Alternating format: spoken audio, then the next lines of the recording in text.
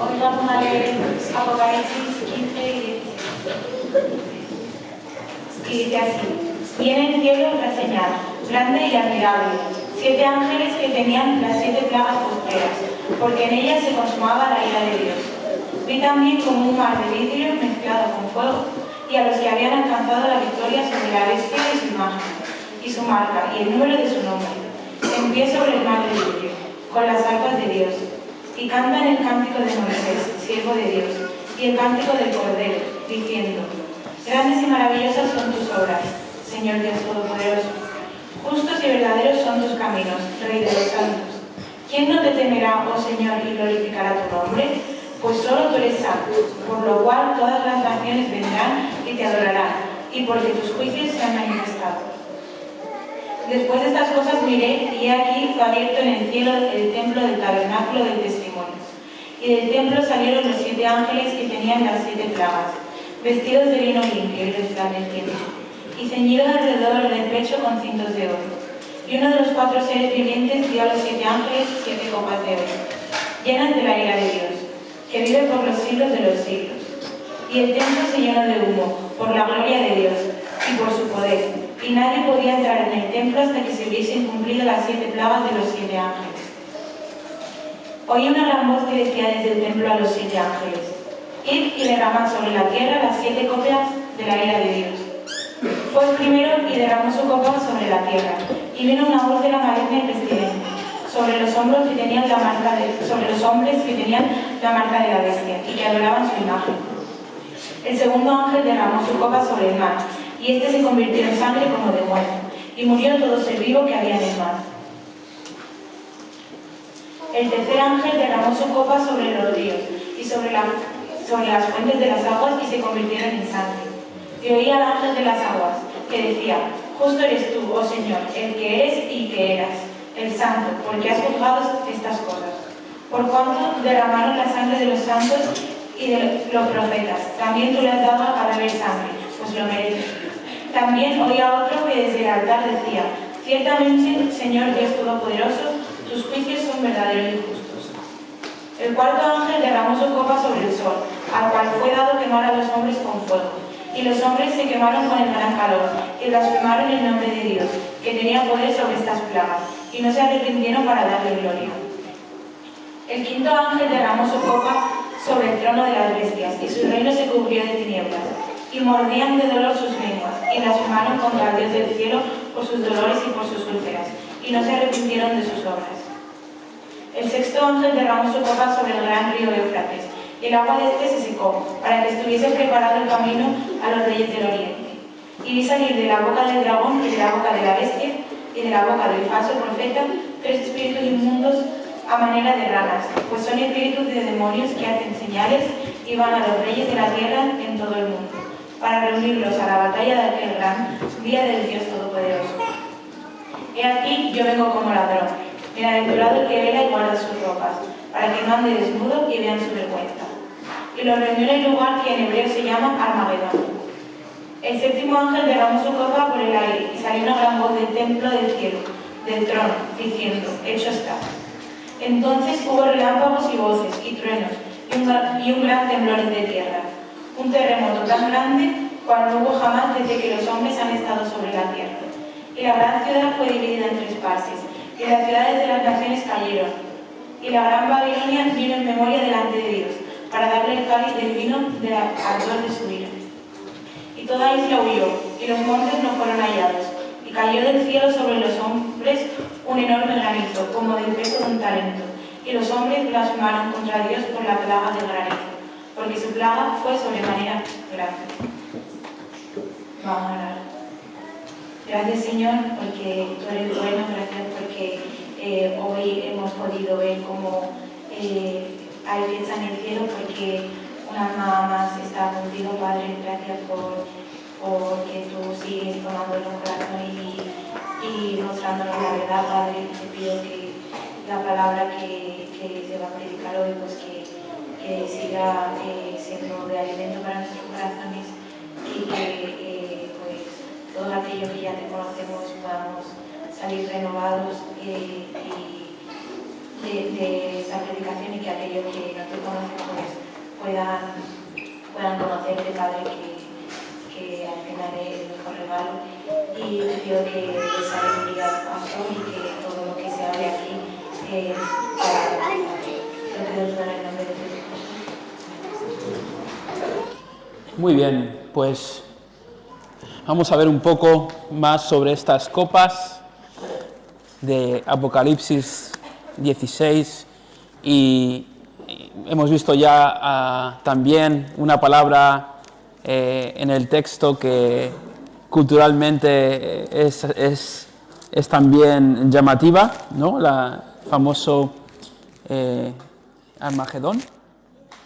Y vamos a intentar ver de qué se trata todo esto, porque nos suena parecido, ¿verdad? Que parece que hemos escuchado ya mucho juicio y parece hasta tal vez repetitivo, pero quiero primeramente ver lo que es diferente sobre estos dos capítulos. Quiero explicar las diferencias. Luego quiero que veamos lo que aprendemos sobre estas postreras plagas. Y por último, quiero responder a la pregunta: ¿cómo podemos ser libres de esta ira venidera? Entonces, de nuevo, quiero primeramente hablar sobre las diferencias entre las copas, las trompetas, los sellos y después veremos qué nos dice todo esto sobre el juicio final y, por último, cómo podemos ser librados de este juicio venidero. Tenemos prácticamente 4 imágenes en estos dos capítulos. Tenemos la imagen de los 7 ángeles con 7 plagas, ¿vale? Y si os dais cuenta, en el primer versículo del capítulo 15 dice porque en ellas se consumaba la ira de Dios. Entonces tenemos estos 7 ángeles que van a derramar estas copas que consuman el de Dios. Tenemos una segunda imagen que es un mar de vidrio mezclado con fuego, y sobre este mar hay vencedores sobre la bestia y su imagen. Si habéis venido aquí a los últimos sermones de Apocalipsis, si los habéis escuchado, os acordaréis que hay 2 bestias y guerrean y atacan y condicionan este mundo de diferentes maneras, y sobre todo es importante recordar que son enemigos de Dios y son enemigos de la descendencia de Dios, ¿vale? Estas personas están señaladas y tienen una canción, ¿vale? Han vencido a la bestia y a su imagen, están señalados y tienen una canción. Luego vemos la imagen de los 7 ángeles recibiendo de uno de los 4 seres vivientes 7 copas de oro llenas de la ira de Dios. Lo vemos en los versículos 5 al 8 del capítulo 15. Es interesante porque dice en el versículo 7 del capítulo 15: y uno de los 4 seres vivientes dio a los 7 ángeles 7 copas de oro llenas de la ira de Dios. Y lo último que tenemos, la última imagen, en el capítulo 16, o la última sección, podríamos decir, es el derramamiento de estas 7 copas sobre la tierra, el mar, los ríos, el sol, el trono de la bestia, el río Éufrates y el aire. Y de nuevo, puede parecer que esto es repetitivo, pero creo que hay diferencias importantes entre estos dos capítulos y lo que hemos estado viendo en anteriores capítulos sobre las trompetas y las copas. Creo que estas copas están relacionadas con plagas postreras y con la consumación de la ira de Dios. Tienen este énfasis, el derramamiento de la ira de Dios como justo juicio sobre personas no arrepentidas. Además, vemos que las copas están relacionadas con juicio total, ¿vale? Juicio total. No quiere decir que las trompetas y los sellos no tengan relación con el final, pero parece ser que las copas tienen un énfasis especial con la culminación del juicio de Dios. Los sellos eran pruebas sobre la tierra entre la primera y segunda venida de Cristo. Y en medio de esos sellos veíamos a los santos preguntando ¿hasta cuándo? Y no había llegado el momento, había más personas por convertirse. y ya con el séptimo sello vemos la venida de Jesús. En las trompetas, capítulo 8, 9, también es entre la primera y segunda venida de Cristo, y estas trompetas traían un juicio en las 7 partes de la creación. La séptima trompeta también habla de el final, pero creo que las trompetas son un juicio parcial, ¿vale? Juicio parcial. Entonces, la intensificación de las trompetas a las copas puede sugerir que las trompetas, como los sellos, se refieren a juicios a lo largo de la historia, mientras que las copas muestran juicios climáticos cerca del fin de la historia. Puede ser eso, que las trompetas, los sellos, pueden estar hablando de inclusive cosas que estamos experimentando en este momento, juicios sobre la tierra que ya se están viendo, y puede ser que estas copas estén hablando del juicio final, cuando todo será finalmente juzgado, toda cosa impía será justamente juzgada. Creo que esa puede ser la gran diferencia entre las tres diferentes secciones de juicios. Y interesantemente, lo que vamos a ver en este capítulo es que las primeras 4 copas afectan a la tierra, el mar, aguas y el sol, mostrando la autoridad del Creador sobre cada esfera de la creación, y las últimas 3 copas se enfocan en el reino de la bestia, la falsa trinidad y la gran Babilonia. Entonces yo creo que no estamos viendo exactamente lo mismo que hemos estado viendo, estamos viendo una culminación, un juicio final que llegará, porque el mal tiene que ser juzgado, la ira de Dios tiene que ser derramada sobre los enemigos de Dios. Ahora, creo que teniendo eso medianamente claro, creo que aprendemos de estos 2 capítulos verdades importantes sobre las postreras plagas, nos enseñan verdades importantes sobre el juicio final. Lo tengo aquí en algunos puntos para que me podáis seguir con más facilidad. Lo primero que creo que aprendemos de estos capítulos sobre el juicio venidero, o inclusive el juicio presente de alguna manera, pero sobre todo sobre la ira final de Dios, es que la consumación de la ira de Dios parece ser una intensificación de eventos que de alguna manera ya han ocurrido a lo largo de la historia. Es interesante que este capítulo también tiene una relación con las plagas de Egipto, no sé si os habéis dado cuenta. Entonces, lo que sucede en las copas nos suena a las plagas de Egipto, a plagas, enfermedad, muerte, catástrofe natural, engaño demoníaco, guerra. Y no solamente a las plagas de Egipto, sino a cosas que ya pueden estar sucediendo de una forma parcial, ¿vale? Las copas tienen además una correlación con las trompetas, y lo tengo aquí todo bien dividido, pero para no pasar demasiado tiempo comparando plagas con copas y trompetas, os digo que, por ejemplo, la primera trompeta y la primera copa están relacionadas con la 6ª y 7ª plaga. La segunda trompeta, la segunda copa están relacionadas con la primera plaga. Entonces, podría seguir dando más ejemplos, pero para no pasar demasiado tiempo comparando de nuevo, lo que os quiero decir es que las plagas parecen ser un tipo, las trompetas parecen ser juicios presentes parciales que avisan del juicio final, las copas derramadas sobre la tierra, sobre los enemigos del Señor. Entonces, yo creo que cuando vemos estas catástrofes presentes, sean pandemias, plagas, guerras, inundaciones, Dana, COVID, en lo que tú quieras pensar, creo que son avisos, son recordatorios que la tierra está caída y que el juicio de Dios viene. Todo tiene que ser restaurado, y para que todo sea restaurado tiene que haber un juicio. Tiene que haber una restauración de todas las cosas, y eso lo traerá el Señor.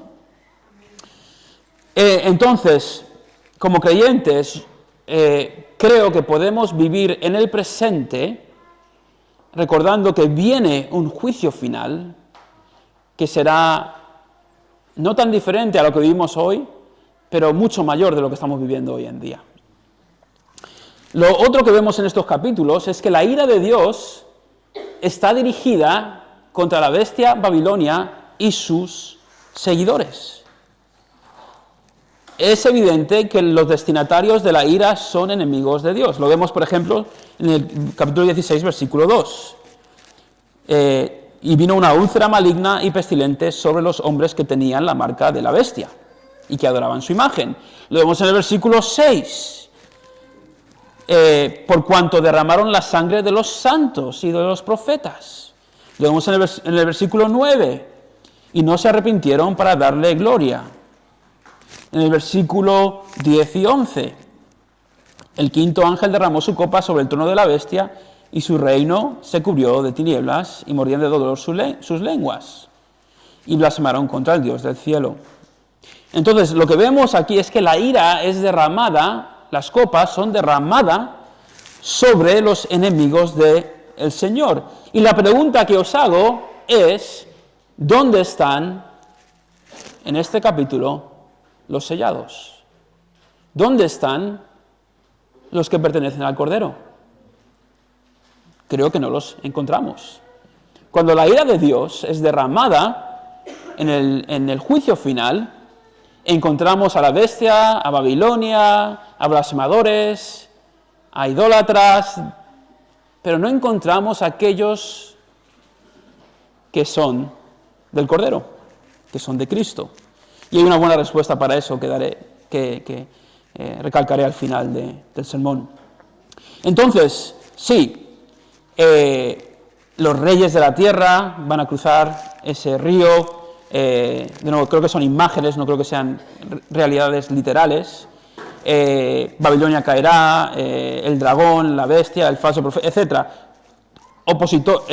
Los opositores del Señor, aquellos que están en contra del Cordero y del Señor. Ellos son los que reciben esta ira. Ahora, lo otro que vemos sobre esta, yo la llamo ira final, es que la ira de Dios, y esto es realidad hoy en día también, como he dicho, de una forma proporcional, esto sucede ya, y de una forma mayor creo que sucederá al final, pero lo que vemos es que la ira de Dios no produce arrepentimiento en los seres humanos. Es interesante. Uno se imaginaría que viviendo estas grandes catástrofes naturales y siendo de una forma clara y evidente, viendo que Dios está juzgando, no trae arrepentimiento, sino que trae endurecimiento. Ahora, de nuevo, esto no es nada nuevo. ¿Os acordáis de Faraón? Él se endureció con el progreso de las plagas. Y realmente las plagas y el éxodo llevó a Faraón a causar su propia muerte, adentrándose en el Mar Rojo cuando los judíos estaban siendo salvados. Y hoy en día vemos lo mismo una y otra vez.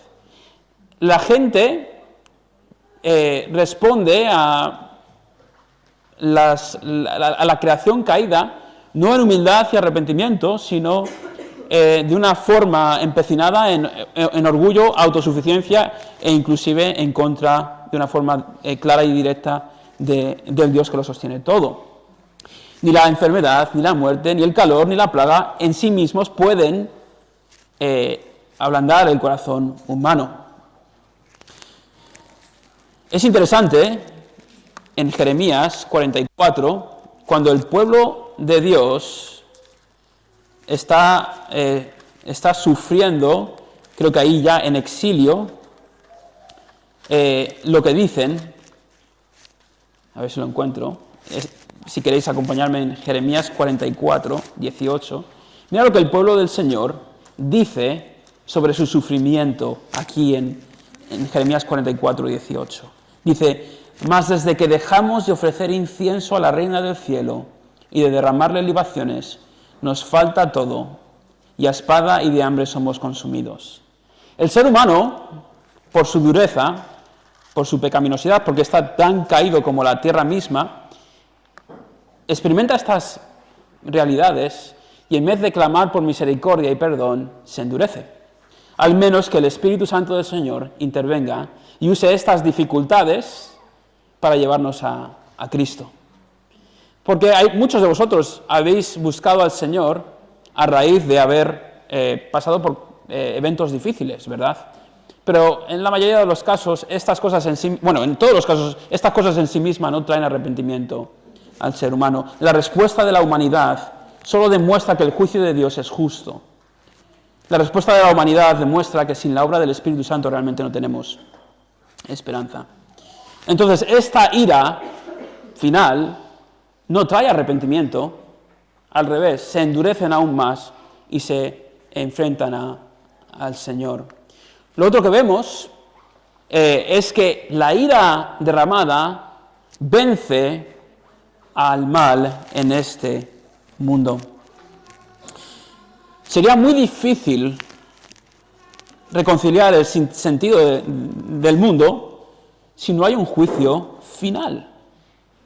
Piensa en cada injusticia, sea un niño que se muere de hambre por corrupción política, o cada paciente que ha fallecido por negligencia médica, o a cada persona que ha tenido que vivir y morir en un campo de concentración, o un estudiante que sufre bullying en el colegio.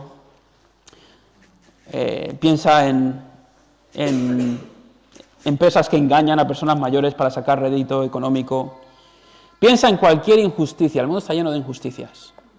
Piensa en cada injusticia que tú has cometido, cada palabra que has dicho que ha herido a una persona, cada pensamiento impío, cada acción que has cometido en contra del Señor. ¿Qué hacemos con todo el mal que hay en nuestros corazones? ¿Qué hacemos con todo el mal que hay en este mundo si no hay un juicio final? El mal tiene su último día. Lo hemos visto en el texto. Yo creo que es Armagedón. Llegará un día en que el Señor reunirá providencialmente a todo lo malo para por fin erradicarlo. Esto es lo que sucede en Armagedón. Ahora, de nuevo, a lo mejor habéis visto la película de Armagedón. Leí que en España fue muy popular en el año 98. ¿Alguien la ha visto? ¿Alguien quiere reconocer que la ha visto? Bien, Damaris y Luis. Yo sabía que Luis la había visto.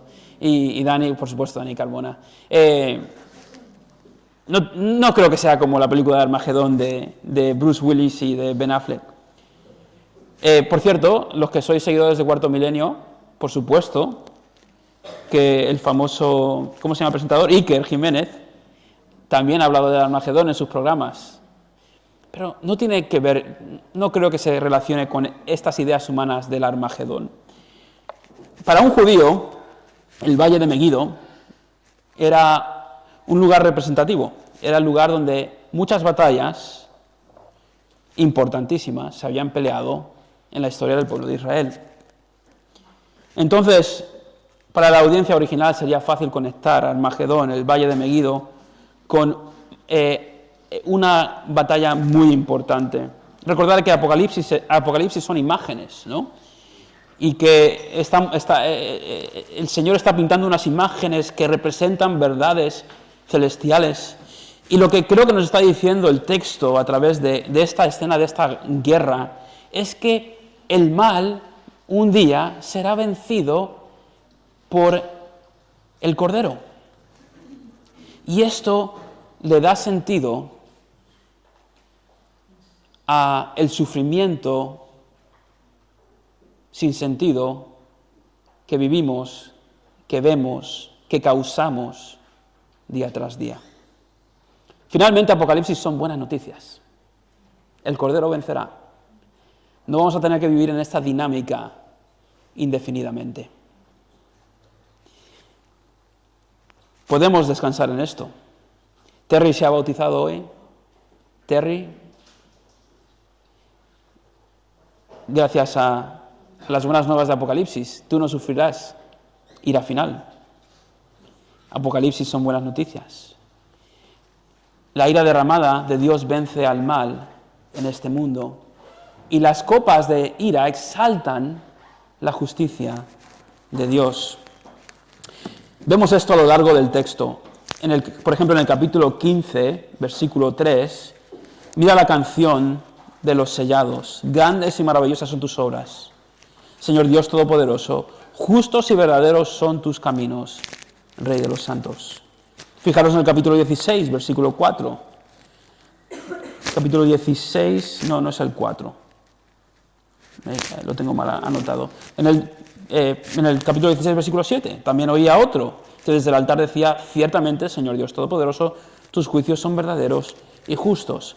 Dios hace algo que el ser humano no suele hacer muy bien, y es capaz de erradicar el mal de una forma justa. Si tú observas las guerras que hoy hay, es muy difícil traer justicia de una forma en la que los inocentes no sufren. Y Dios es capaz de erradicar el mal haciendo el bien. Estaba leyendo, por ejemplo, buscando ilustraciones. No sé si alguien aquí ha leído sobre la guerra civil en Uganda, pero fue algo desastroso. Y un tal Joseph Kony era el cabecilla de un ejército que secuestró a más de 30.000 niños y los obligó a convertirse en soldados o esclavos. A los niños los enseñaban a matar, y a las niñas las tomaban cautivas como esclavas sexuales. Ordenó ataques brutales en aldeas, matando a miles de personas. Se autoproclamaba profeta de Dios y decía estar guiado por espíritus. Sus seguidores creían que tenía poderes sobrenaturales. Gracias a Dios, este ejército fue vencido, y mientras muchos de sus comandantes fueron capturados o murieron, Joseph Kony ha logrado evadir la justicia durante décadas. Mientras que estás tú aquí sentada, Joseph Kony está en algún lugar del centro de África en libertad. Eso es injusto. No será así en el juicio final. Dios traerá justicia y todo injusto será juzgado. Sin esta realidad, todo mal que tú has sufrido, toda injusticia que tú has sufrido, toda injusticia que tú has causado, quedaría impune y este mundo no tendría sentido. Dios trae justicia a través de estas copas. Dios trae justicia en Armagedón. Babilonia, que leeremos más sobre ella en las siguientes semanas, la bestia, las naciones, los hombres no arrepentidos recibirán justa ira, justo juicio. Este capítulo nos permite mirar a alguien a los ojos, a alguien que ha sufrido mucho, que está sufriendo mucho, y decirles con total sinceridad: tranquilo, Dios ve y un día juzgará toda injusticia. Sin esta realidad, sin este capítulo, no podemos decir eso. Nos vemos obligados o a traer justicia a nosotros mismos o a simplemente vivir una vida amargada. Ahora, he dicho mucho sobre este juicio final. Las copas de ira exaltan la justicia de Dios. La ira derramada por Dios vence al mal en el mundo. La ira de Dios no produce arrepentimiento en los seres humanos. La ira de Dios está dirigida contra la bestia, Babilonia y sus seguidores. Y la consumación de la ira de Dios parece ser una intensificación de eventos que, de alguna manera, ya han ocurrido a lo largo de la historia. Pero quería terminar el sermón hablando de cómo podemos ser libres de la ira final. ¿Cómo podemos ser libres de la ira final? Porque si yo digo ahora mismo, si nunca has sido injusto, ponte de pie, todos permaneceríamos sentados. Y creo que este capítulo tiene dos escenas llenas de esperanza, estos dos capítulos.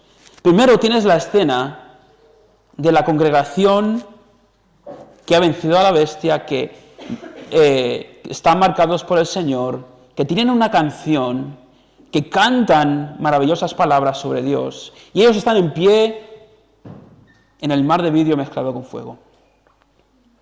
Hay una congregación de personas que no sufrirá la ira de Dios. El mismo Jesús habla en el capítulo 16 y dice: he aquí, yo vengo como ladrón. Bienaventurado el que vela y guarda sus ropas, para que no ande desnudo y vean su vergüenza. Jesús viene pronto, el mal tiene los días contados, y hay una bienaventuranza para el que vela, para el que está preparado, para el que es encontrado vestido. Y Jesús puede hablar con toda autoridad, porque ¿no os acordáis de que Jesús bebió la copa? Jesús dijo: mi alma está muy triste hasta la muerte. Luego dijo: Padre mío, si es posible, pasa de mí esta copa, pero no sea como yo quiero, sino como tú. Jesús tomó la copa, recibió ira, sufrió una especie de Armagedón, para que tú y yo no tengamos que recibir ira.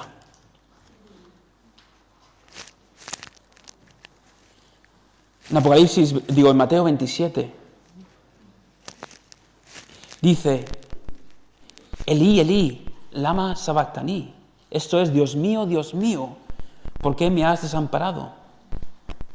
Luego dice: y al instante, corriendo uno de ellos, tomó una esponja y la empapó de vinagre, y poniéndola en una caña, le dio a beber.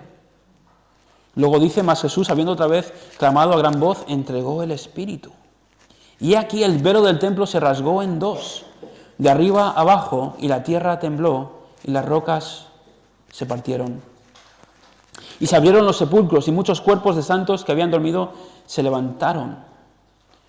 En el 54 dice: el centurión y los que estaban con él guardando a Jesús, visto el terremoto y las cosas que habían sido hechas, temieron en gran manera y dijeron: verdaderamente, este era Hijo de Dios. ¿Qué dijo Jesús después de dar su vida, o mientras estaba dando su vida por ti y por mí? Dijo: consumado es. Y porque Jesús dijo: consumado es, tú y yo no tenemos que sufrir esta ira final. Es interesante que se dice en Apocalipsis 16, 17, el séptimo ángel derramó su copa por el aire y salió una gran voz del templo, del cielo, del trono, diciendo: hecho está. Si Jesús no hubiese sufrido en la cruz por ti y por mí, por mis injusticias y tus injusticias, tú y yo tendríamos que recibir esta ira postrera. Entonces, ¿podemos ser libres del juicio final? ¿Podemos ser libres de Armagedón? Sí, podemos. Si aceptamos el perdón que Jesús nos da a través de su sufrimiento, de su sacrificio, del derramamiento de su sangre, podemos estar seguros de que no seremos parte de los blasfemadores, sino que seremos parte de la congregación sellada sobre ese mar. Entonces, este capítulo, sin duda alguna, nos llena de esperanza y de adoración, porque ya no recibiremos ira, pues mucho más estando ya justificados en su sangre, por él seremos salvos de la ira. Podemos decir que un cristiano es una persona que ha sido librada de la ira venidera. Eso es lo que es ser cristiano. Y uno es cristiano no porque se ha portado bien, no porque ha venido a la iglesia Bautista Fe el domingo por la mañana, sino porque Jesús recibió la copa en nuestro lugar. Jesús recibió ira para que nosotros no recibamos la ira que nos merecemos. Viene una justa ira final. El mal tiene sus días contados. Pero hay una congregación de victoriosos. ¿Eres tú parte de esa congregación? Si lo eres, merece la pena escuchar a Jesús. Y merece la pena velar. Merece la pena vencer. Perseverar. Él es digno. Si todavía no has recibido este perdón que hay en Jesús, en el Cordero, en el Cristo resucitado, te diría que no solamente viene una ira futura, sino que la palabra dice, el que cree en el Hijo tiene vida eterna, pero el que rehúsa creer en el Hijo no verá la vida, sino que la ira de Dios está sobre él. La ira ya está sobre ti. Y no hay una peor forma de vivir que enfrentado a Dios. Y no hay una mejor forma de vivir que en Cristo. Entonces, ¿os acordáis, no? Que esta carta está siendo escrita a 7 iglesias que están pasando por distintas circunstancias, pero están siendo llamadas a vencer.